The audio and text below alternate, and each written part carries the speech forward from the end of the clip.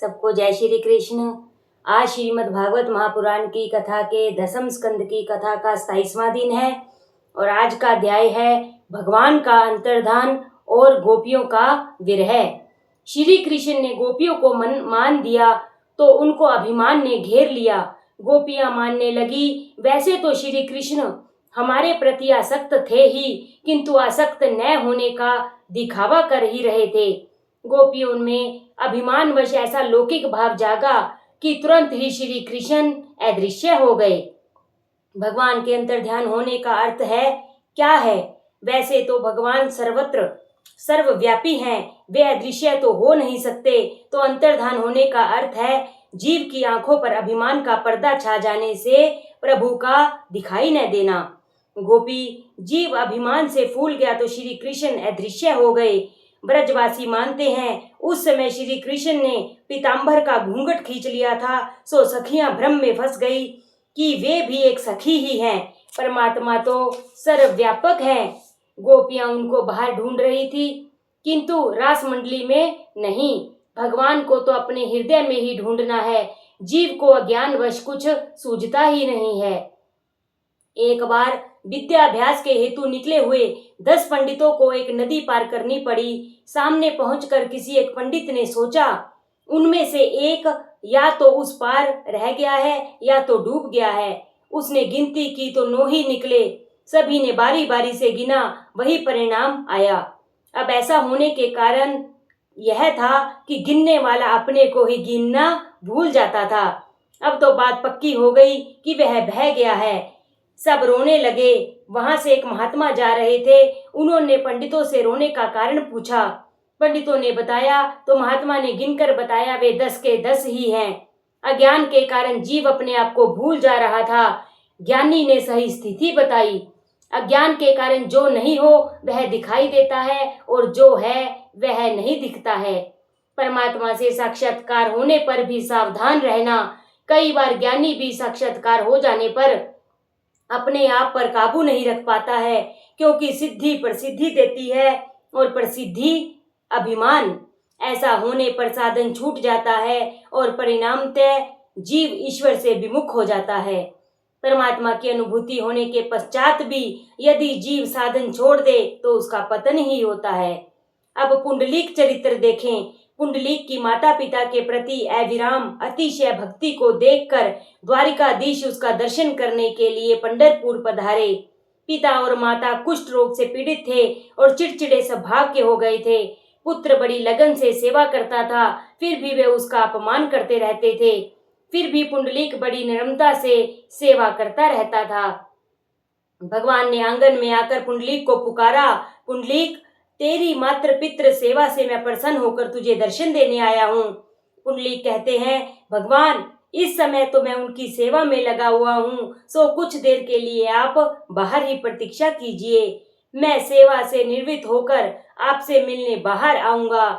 पुंडलीक मानता है कि माता पिता तो भगवान से भी बढ़कर हैं। उनकी सेवा की तभी तो भगवान उससे मिलने आए हैं। जब साधन हाथ में है तो साध्य कहाँ भाग जाएगा। सुख संपत्ति मिलने पर भगवान का भजन मत छोड़ो। यह तो भक्त ही है जो भगवान से भी प्रतीक्षा करा सकता है। भगवान को विश्राम करने के हेतु पुंडलीक ने एक ईंट दी और उस पर खड़े रहने को कहा। पुंडलीक को बाहर आने में देर लगी। भगवान प्रतीक्षा करते हुए थक गए तो कमर पर हाथ का सहारा लेकर खड़े रहे। भगवान की उस मुद्रा का अर्थ यह है कि उनके चरणों का आश्रय लेने वाले के लिए संसार सागर कटी तक ही गहरा है, अन्यथा आज तक इसमें न जाने कितने जीव डूब गए हैं। माता पिता की सेवा पूरी कर लेने के बाद पुंडलीक बाहर आकर भगवान से मिला। उसे प्रत्यक्ष परमात्मा मिले, फिर भी उसने साधन नहीं छोड़ा। यदि साधन छूट जाएगा तो प्रभु अंतर्ध्यान हो जाएंगे। रास के समय गोपियों के मन में अभिमान आया, सो श्री कृष्ण अदृश्य हो गए। अभिमान जागते ही साधन उपेक्षित हो जाता है। गोपियों ने सोचा, वैसे तो श्री कृष्ण हमारे सौंदर्य में लुब्ध थे ही, किंतु अनासक्त होने का दिखावा कर रहे थे। भगवान अंतर्ध्यान हुए, वे वहीं थे, किंतु गोपियां उन्हें देख नहीं पाती थी। भगवान तो उनके हृदय में समा गए, किंतु गोपियां उन्हें बाहर ढूंढ रही थी, सो मिल न पाए। ईश्वर को जाने और आने की क्रिया का बंधन नहीं है, क्योंकि वे तो सर्वव्यापी हैं। वैसे ईश्वर तो आपके निकट आते हैं, किंतु वासना के आच्छादन के कारण वे दिखाई नहीं देते हैं। ईश्वर सभी के हृदय में है, फिर भी सब उन्हें देख क्यों नहीं पाते। जीव जब तक भगवान की ओर देखता नहीं है, तब तक उसकी वे भी सुध नहीं लेते हैं। भगवान सभी जीवों से कहते हैं, मैं तो तुम्हें अपनाने के लिए तैयार हूँ, किंतु तुम भी तो मेरे पास आओ। जीव भी गोपियों की भांति बाहर आनंद ढूंढता है, अंदर नहीं। तभी तो भगवान उसे मिल नहीं पाते हैं। यदि स्त्री, वस्त्र, धन आदि तुम्हें आनंद देते हैं, तो उनके वियोग के समय तुम्हें दुख भी तो होगा। तुम्हारा आनंद स्वाधीन होना चाहिए, पराधीन नहीं। पराधीन आनंद दुखदाई होता है। दृष्टि अंतर्मुख करो और परमात्मा को अपने हृदय में ही निहारो। मात्र भगवान ही आनंद रूप है। यह सारा विश्व तो दुख रूप ही है। गीता ने भी संसार को अनित्यम असुखम कहा है। वियोग का अर्थ है विशिष्ट योग, बहिरंग में वियोग और अंतरंग में संयोग। गोपी का मन श्री कृष्ण में है। वृत्ति कृष्णाकार होने के कारण अंतरंग में संयोग और बहिरंग में वियोग है। सखियां वन के पत्ते पत्ते और फूल फूल से श्री कृष्ण का पत्ता पूछ रही हैं। सखियां वन के पत्ते पत्ते और फूल फूल से श्री कृष्ण का पता पूछ रही हैं। कहीं श्याम सुंदर को तो नहीं देखा, कोई तो बताओ। वियोग के कारण गोपियां ऐसी तो बावली हो गई हैं कि उन्हें यह भी याद नहीं रहा कि फूल पत्ते वृक्ष तो जड़ हैं, बोल नहीं पाते। व्याकुल गोपियां श्री कृष्ण की लीलाओं का अनुकरण कर रही हैं। विरह व्याकुल गोपियों की दशा भी तो देखिए। वह कहती हैं, लाली मेरे लाल की जित देखूं तित लाल, लाली देखन मैं गई मैं भी हो गई लाल। अरे सखी, मैं ही तो हूं कन्हैया। जीव का प्रभु में हो जाना ही तो ध्यान और भक्ति की पराकाष्ठा है, और फल भी। ध्यान करते करते संसार का विस्मरण हो जाता है। ध्यान में तन्मयता हो जाने पर मेरापन मिट जाता है।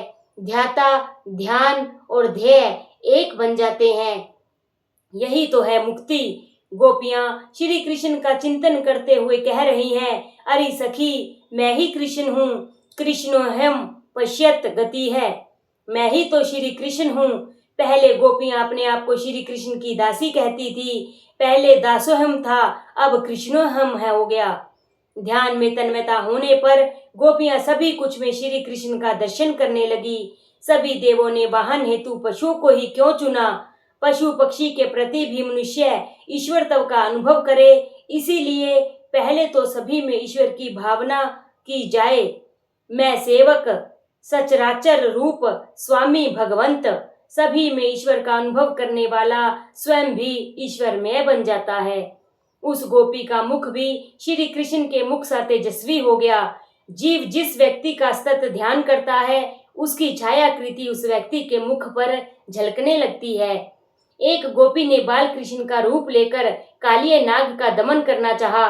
दूसरी गोपी नाग बनी तो पहली गोपी नाग बनी हुई उस गोपी पर चढ़ गई और कहने लगी, दुष्ट कालिये, चली जा यहाँ से।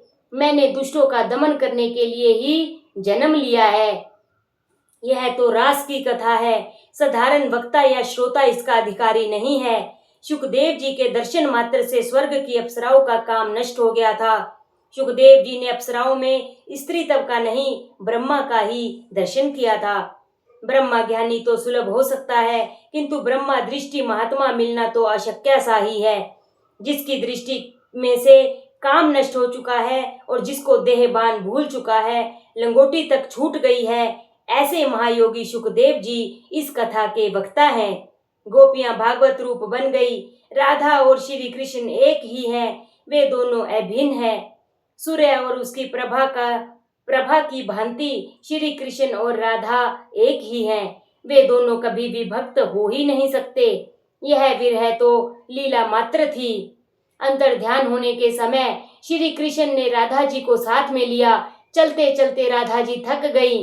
उन्होंने श्री कृष्ण से कहा, मुझसे अब चला नहीं जाएगा। यदि आपकी गरज हो तो मुझे अपने कंधों पर उठा लीजिए। श्री कृष्ण ने उनको कंधों पर बिठा लिया और स्वयं अंतर ध्यान हो गए। राधा जी एक वृक्ष की डाली पकड़कर लटक रही थी। राधा जी के अभिमान को उतारने के लिए ऐसा किया गया। वैसे तो राधा जी अभिमानी हो नहीं सकती, यह तो लीला है। वैसे अभिमानी तो जीव ही हुआ करता है। अभिमान आते ही जीव उस राधा की भांति बीच में ही लटक जाता है।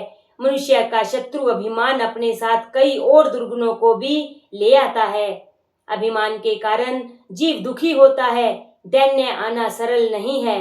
जब मनुष्य गुमान में होता है तब कर्कश शब्द उसे भड़का देता है।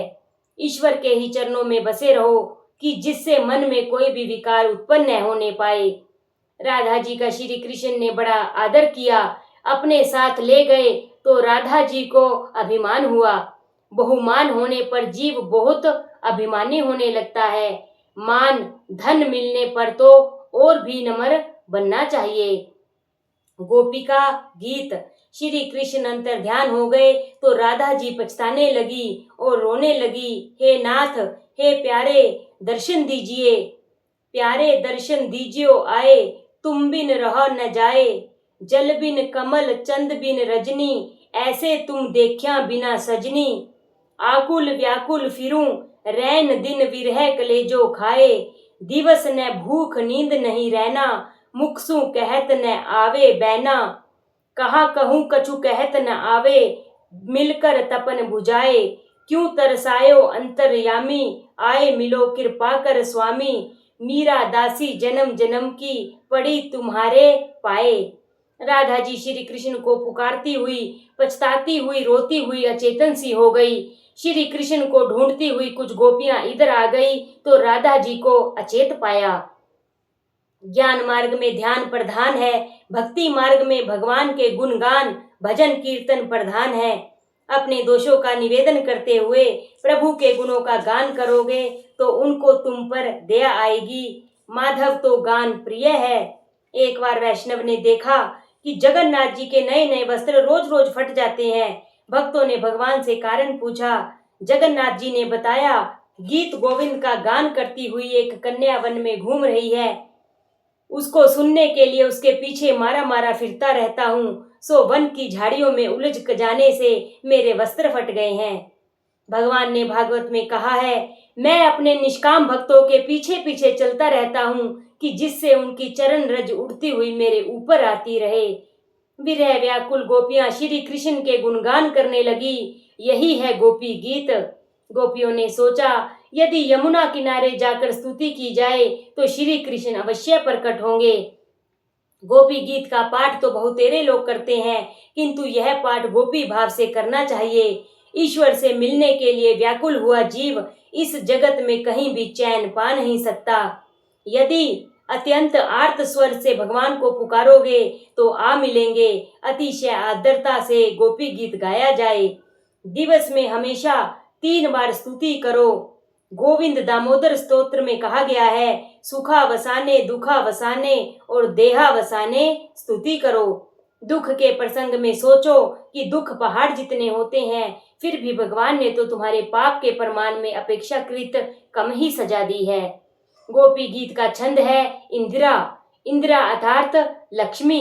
गोपियां लक्ष्मी है, सो गोपी गीत इंदिरा छंद में निबद्ध है। सखियां परमात्मा की स्तुति कर रही हैं। कन्हैया तेरे ही कारण तो अपनी ओर वृंदावन की शोभा बढ़ गई है। पहले यहाँ सौंदर्य नहीं था। नाथ तेरे ही आगमन से ब्रज भूमि शोभायमान हो गई। जयति ते धिक्कम जन्मना व्रज है। मानव शरीर ही तो व्रज है। यदि इस शरीर व्रज में प्रभु प्रकट होंगे तो उसकी शोभा और बढ़ जाएगी, उसकी कीमत बढ़ जाएगी, उसकी जयकार होगी। व्रज शब्द के अर्थ इस प्रकार हैं, व्रजति भगवत समीपम स व्रज है, ते जन्मना व्रज है, अधिकतम जयति। भगवान के पास ले जाने में हमें जो सहायक होता है वैसा यह शरीर भी व्रज है। इस शरीर की शोभा वस्त्राभूषणों से नहीं, भागवत भक्ति से ही बढ़ती है। नाथ आपके ही कारण मेरे व्रज शरीर की शोभा है। आपका प्राकट्य होने पर ही हमारी शोभा बढ़ गई है। शरीर का सिंहासन जब काम क्रोध मद लोभ मत्सर से मुक्त होगा तभी परमात्मा दौड़ते हुए आएंगे। तुकाराम और मीराबाई की आज भी जयकार होती है, कारण उनके शरीर ब्रज के विकारों ने पांव तक नहीं रखा था। उन्होंने अपने शरीर और हृदय को ही ब्रज बना लिया था। बड़े सम्राटों को जगत भूल जाएगा, किंतु शंकराचार्य, वल्लभाचार्य, मीराबाई, तुकाराम, नरसिंह मेहता को कौन भूल सकता है। इन महापुरुषों ने अपने हृदय गोकुल में श्री कृष्ण को पधराया था। जगत गुरु शंकराचार्य ऐसा ज्ञानी आज तक कोई और हुआ नहीं है। फिर भी वे अपने हृदय में श्री कृष्ण को हमेशा बसाए रखते हैं। कन्हैया, हम तो केवल तेरे लिए ही जी रहे हैं, तेरे बिना काल हमें सताता है। नाथ, वैसे तो हमें कोई गरज नहीं है, फिर भी शरणागत की रक्षा करना क्या तेरा कर्तव्य नहीं है। शरणागत जीव की उपेक्षा न करें। हर कहीं, हर किसी में हम आपको ढूंढती हैं। त्वाम विचिन्वन्ते, भक्त तो सर्व में एक ईश्वर को ढूंढता है। त्वाम श्री कृष्ण सर्वत्र विंचवते, सभी में जो ईश्वर को ढूंढे वह गोपी है। हे नाथ, हम आपकी दासी हैं, हम आपकी हैं। दिक्षु ताव का है, हमें दर्शन देने की कृपा कीजिए। पहला श्लोक प्रभु के गुणगान का कीर्तन भक्ति का है। प्रभु के दर्शन की अपेक्षा है सो उसमें दर्शन भक्ति भी है। प्रभु के हेतु ही प्राण धारण किए हैं, अतः आत्म निवेदन भी है इसमें। दैत से सख्य, आपकी शब्द से दास्य आदि साधन रूपा भक्ति के वेद सूचित हैं। हे नाथ, आपने अजामिल से पापी पर भी कृपा की थी, तो क्या हम पर नहीं करेंगे? क्या हमें दर्शन नहीं देंगे? नाथ, आपके चिंतन करती हुई हम अंधेरी रात में वन में मारी मारी भटक रही हैं। हमारी उपेक्षा करना आपको शोभा नहीं देता। हे नाथ, हम और तो कुछ मांगती नहीं है, हम तो आपकी अशुल्क दासी हैं। अपनी भक्ति निष्काम भक्ति है, ते है शुल्क दासी का। इन गोपियों की बात में आत्म तिरस्कार नहीं, दैन्य है। आपके नेत्रों से हम बिंद गई हैं। नेत्र बाण द्वारा किया गया प्रहार वध ही तो है। हम समझ गई आप दयालु नहीं हैं, आप निष्ठुर हैं। यशोदा जी भोली हैं, उनका एक भी सद्गुण आप में आया नहीं, सो आप हमें तड़पाते रहे। यह कोई आश्चर्य की बात नहीं है। लाला, तू माखन चोर है, हमारे मन को तूने चुरा लिया है और अब हमें यहाँ से दूर करना चाहता है। कन्हैया कहते हैं, मैं तो चोर हूँ, फिर भी मुझे क्यों पुकारा जा रहा है? चोर की मैत्री भी कोई करता है क्या? गोपियाँ, चोरी करने के लिए ही तो हम तुझे पुकार रही हैं। तू तो चोरी करता ही है, तेरी आंखें भी चोर ही है। बोलो श्री कृष्ण भगवान की जय, बोलो श्रीमद् भागवत महापुराण की जय।